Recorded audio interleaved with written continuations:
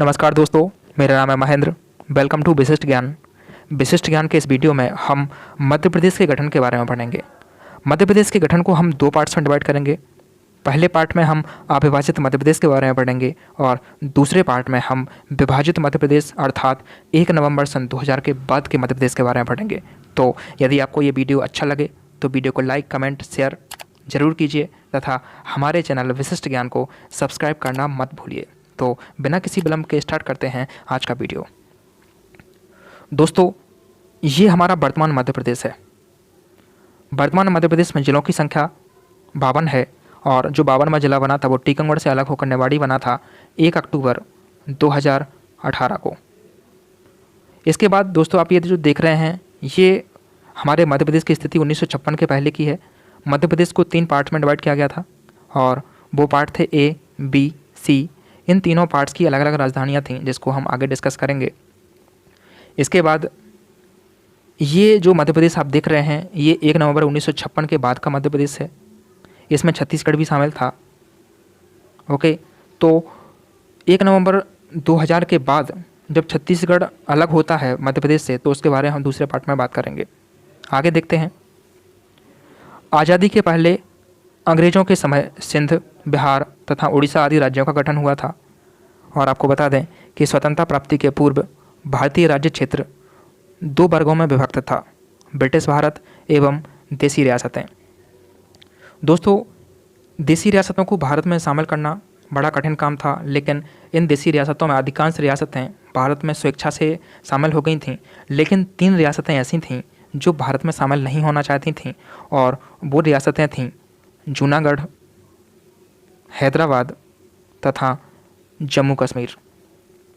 यदि हम जूनागढ़ की बात करें तो जूनागढ़ को जनमत संग्रह के आधार पर भारत में शामिल किया गया, क्योंकि वहाँ का जो शासक था वो पाकिस्तान भाग गया था।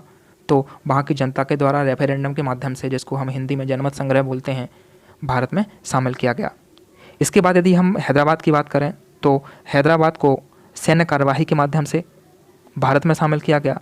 और जम्मू कश्मीर की हम बात करते हैं तो वहाँ के जो राजा थे, राजा हरी सिंह, उन पर पाकिस्तानी कबायलियों ने आक्रमण किया था, जिसके फलस्वरूप वो चाहते थे कि हम भारत में शामिल हों और अंततः उन्होंने विलय पत्र पर हस्ताक्षर करके भारत में शामिल होने का निर्णय ले लिया। ओके, जब ये सब हो गया तो उसके बाद में फिर भारत में राज्यों के गठन की शुरुआत हुई। और गठन के पहले यहाँ के जो लोग थे वो चाहते थे कि राज्यों का गठन भाषा के आधार पर हो, क्योंकि उनका मानना था कि यदि राज्य जो हैं भाषा के आधार पर गठित होंगे तो जो हमारी भाषा है, हमारी जो संस्कृति है, उस पर किसी प्रकार की आँच नहीं आएगी और वो सुरक्षित रहेंगी। तो इसकी समीक्षा के लिए भारत सरकार ने इलाहाबाद उच्च न्यायालय के सेवानिवृत्त न्यायाधीश एस.के. धर की अध्यक्षता में जून 1948 में एक आयोग गठित किया था, 4 सदस्यीय, और उस आयोग को धर आयोग के नाम से जाना गया। और इस आयोग ने दिसंबर 1948 में अपनी रिपोर्ट प्रस्तुत की थी और उसमें ये स्पष्ट कर दिया था कि भाषाई आधार पर राज्यों का गठन असंभव है। उन्होंने कहा था कि भारत में राज्यों का गठन प्रशासनिक आधार तथा भौगोलिक आधार पर होना चाहिए। उसके बाद में फिर एक आयोग और आया दिसंबर 1948 में ही, जिसको JVP आयोग के नाम से जानते हैं। ये 3 सदस्यीय आयोग था जिसमें जवाहरलाल नेहरू, वल्लभ भाई पटेल और पट्टाभी सीतारमैया, तो इन्होंने भी भाषाई आधार पर राज्यों के गठन की मांग को ठुकरा दिया था। इन तीनों के बारे में देख लीजिए। ये जवाहरलाल नेहरू जो कि हमारे भारत के प्रथम प्रधानमंत्री बने थे, वल्लभ भाई पटेल जो कि भारत के प्रथम उप प्रधानमंत्री बने थे और साथ में ये स्वतंत्र भारत के प्रथम गृह मंत्री भी बने थे। और यदि हम पट्टाभी सीतारमैया की बात करें तो ये हमारे मध्य प्रदेश के प्रथम राज्यपाल बने थे, ओके। उसके बाद हम थोड़ा दक्षिण भारत में चलते हैं तो वहाँ पर जो मद्रास राज्य था, मद्रास राज्य के जो तेलुगु भाषी लोग थे वो चाहते थे कि हमारा तेलुगु भाषियों का एक अलग राज्य बने।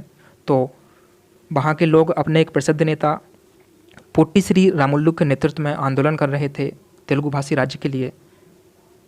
और उसके बाद में पोट्टी श्री रामुलु ने फिर आमरण अनशन कर दिया तेलुगु भाषी राज्य के लिए। और इस आमरण अनशन में उनकी मृत्यु 58वें दिन हो जाती है। और जैसे ही उनकी मृत्यु होती है तो उसके बाद भारत के प्रथम प्रधानमंत्री पंडित जवाहरलाल नेहरू ने 1 अक्टूबर 1953 को भाषा के आधार पर गठित होने वाला राज्य घोषित कर दिया किसको? आंध्र प्रदेश को। तो इस प्रकार से भाषा के आधार पर गठित होने वाला प्रथम राज्य आंध्र प्रदेश बना। ओके, और हम आपको बता दें कि राज्य पुनर्गठन आयोग 22 दिसंबर 1953 को बना था और इसी आयोग के आधार पर फिर राज्यों का गठन भाषा के आधार पर होने लगा और जो हमारा प्रदेश था मध्य प्रदेश, वो भी भाषा के आधार पर गठित होने वाला राज्य बना और वो बना था 1 नवंबर 1956 को। और आपको ये भी बता दें कि जो 7वां संविधान संशोधन था उसके द्वारा राज्य पुनर्गठन आयोग अधिनियम जो था फजल अली की अध्यक्षता में जो बनाया गया था, उसके द्वारा 14 राज्य तथा 6 केंद्र शासित बने थे। और आपको ये भी बता देते हैं कि जो राज्य पुनर्गठन आयोग था उसके अध्यक्ष थे फजल अली तथा इसके जो अन्य सदस्य थे वो थे हृदयनाथ कुंजरू तथा के.एम. पणिक्कर। तो ये 3 सदस्यीय आयोग था। ओके, और इसी आयोग की सिफारिश पर हमारा मध्य प्रदेश भी बना था 1 नवंबर 1956 को। अब थोड़ा हम मध्य प्रदेश के बारे में पढ़ लेते हैं। मध्य प्रदेश देश के बीचों बीच स्थित है, इसलिए इसे हृदय प्रदेश कहा जाता है। दोस्तों, पंडित जवाहरलाल नेहरू जो कि भारत के प्रथम प्रधानमंत्री थे, इन्होंने ही मध्य प्रदेश को ये नाम दिया मध्य प्रदेश, क्योंकि 1956 के पहले मध्य प्रदेश नाम से ऐसा कोई राज्य अस्तित्व में नहीं था। तो हमारे प्रदेश को नाम देने वाला जो व्यक्ति था वो था भारत का प्रथम प्रधानमंत्री। ओके, और उनके द्वारा ही इसको नाम दिया गया था मध्य प्रदेश। इसके बाद यदि हम बात करें कि हमारे प्रदेश के अन्य नाम कौन कौन से हैं, तो वो हैं टाइगर प्रदेश, सोया प्रदेश, हृदय प्रदेश, नदियों का मायका, हीरा राज्य, सेंट्रल प्रोविंसेस एवं बरार, मध्य भारत तथा लघु भारत। और साथ में ये भी देख लीजिए कि जो आधुनिक भोपाल का जन्मदाता था वो था अफ़गानी सरदार दोस्त मोहम्मद खान, और जो आज़ादी के समय की यदि हम बात करें तो उस समय भोपाल का नवाब हमीदुल्ला था। दोस्तों, स्वतंत्रता के पश्चात मध्य प्रदेश को 3 स्टेट ए, बी तथा सी में बांटा गया। और यदि हम पार्ट ए की बात करें तो पार्ट ए में सेंट्रल प्रोविंसेस, बरार, छत्तीसगढ़, महाकौशल तथा कुछ बघेलखंड का क्षेत्र था। पार्ट बी में पश्चिम की रियासतों को शामिल किया गया जिसको मध्य भारत नाम दिया गया, और उत्तर की रियासतों को मिलाकर पार्ट सी बनाया गया। और जो हमारा भोपाल है, भोपाल भी पार्ट सी का हिस्सा था, जो 1972 के पहले सीहोर जिले की एक तहसील था। और इस सारणी के माध्यम से हम बात करेंगे मध्य प्रदेश का जो काल रहा 1947 से 1956 के बीच का, तो उसके बारे में थोड़ा इस सारणी के माध्यम से हम जानेंगे। ये पार्ट ए है। पार्ट ए का जो क्षेत्र था सेंट्रल प्रोविंसेस, बरार, छत्तीसगढ़, महाकौशल तथा कुछ बघेलखंड क्षेत्र, और इसकी राजधानी थी नागपुर, जो कि वर्तमान समय में महाराष्ट्र में है। और इसके प्रमुख थे रविशंकर शुक्ल, और ये तो आप जानते ही हैं कि यही बाद में जाके हमारे प्रदेश के प्रथम मुख्यमंत्री बनते हैं, पंडित रविशंकर शुक्ल। और इसमें विशेष ये था कि इसमें 22 जिले और 14 रियासतें थीं। इसके बाद हम पार्ट बी की बात करते हैं, तो पार्ट बी मध्य भारत की रियासतों को मिलाकर बनाया गया, और इसकी 2 राजधानियाँ हुआ करती थीं, ग्वालियर तथा इंदौर। और इसकी ग्रीष्मकालीन राजधानी ग्वालियर थी और शीतकालीन राजधानी इंदौर थी। ये 6-6 महीनों के लिए बनती थीं। और इसके जो प्रमुख थे वो थे लीलाधर जोशी, और इसमें 16 जिले तथा 26 रियासतें। इसके बाद में हम विंध्य प्रदेश की बात करें तो विंध्य प्रदेश को ही पार्ट सी के नाम से जाना गया। इसकी राजधानी रीवा थी, और साथ में ये भी देख लीजिए इसमें बुंदेलखंड था और साथ में इसमें बघेलखंड भी था। ओके, और इसके जो प्रमुख थे वो शंभुनाथ शुक्ल थे। इसमें 38 रियासतें थीं। इसके बाद में यहाँ पे हम पहले ही बात कर चुके हैं कि जो भोपाल राज्य था वो पार्ट सी का ही हिस्सा था। इसकी राजधानी भोपाल थी, और इसके जो प्रमुख थे शंकर दयाल शर्मा, ये एक चीफ कमिश्नरी क्षेत्र था। और आपको इनके बारे में बता दें, शंकर दयाल शर्मा के बारे में, ये हमारे भारत के 9वें राष्ट्रपति भी रह चुके हैं 1992 से 1997 के बीच। ओके, इसके बाद में हम देखते हैं राज्य पुनर्गठन आयोग की सिफारिशें क्या थीं मध्य प्रदेश के संदर्भ में। पार्ट ए में 8 जिले मुंबई राज्य को दे दिए गए, जो कि पहले मध्य प्रदेश का हिस्सा थे। और वो 8 जिले कौन कौन से थे? बुल्ढाना, अकोला, अमरावती, यवतमाल, वर्धा, चांदा, नागपुर तथा भंडारा। इसके बाद में हम पार्ट बी की बात करें तो पार्ट बी को आदान प्रदान के माध्यम से मध्य प्रदेश में शामिल किया गया। तो इसमें मंदसौर जिले की एक तहसील थी भानपुरा, उसका एक गांव था सुनील टप्पा, उसको कोटा जिले में शामिल कर दिया गया, यानी राजस्थान में शामिल कर दिया गया। और उसके बदले कोटा जिले की एक तहसील थी सिरोंज, उसको विदिशा जिले में शामिल कर लिया गया। तो पार्ट बी को आदान प्रदान के माध्यम से मध्य प्रदेश में शामिल किया गया। इसके बाद में हम पार्ट सी की बात करें पार्ट सी यानी विंध्य प्रदेश, तो पार्ट सी को यानी विंध्य प्रदेश को मध्य प्रदेश में पूर्णतः मिला लिया गया और जो अलग रियासत थी भोपाल उसको भी मध्य प्रदेश में शामिल करके मध्य प्रदेश की राजधानी बनाया गया।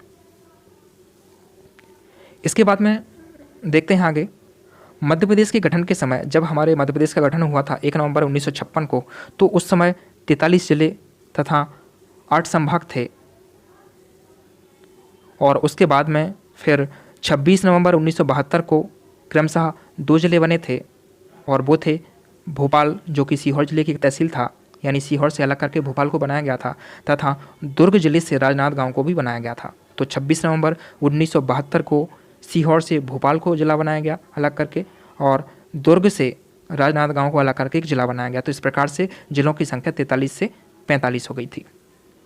उसके बाद में फिर 25 मई 1998 को BR दुबे की अध्यक्षता में एक जिला पुनर्गठन आयोग की अनुशंसा पर 10 जिले बनाए गए और उन 10 जिलों में से वर्तमान में हमारे मध्य प्रदेश में 4 जिले हैं और छत्तीसगढ़ में 6 जिले हैं।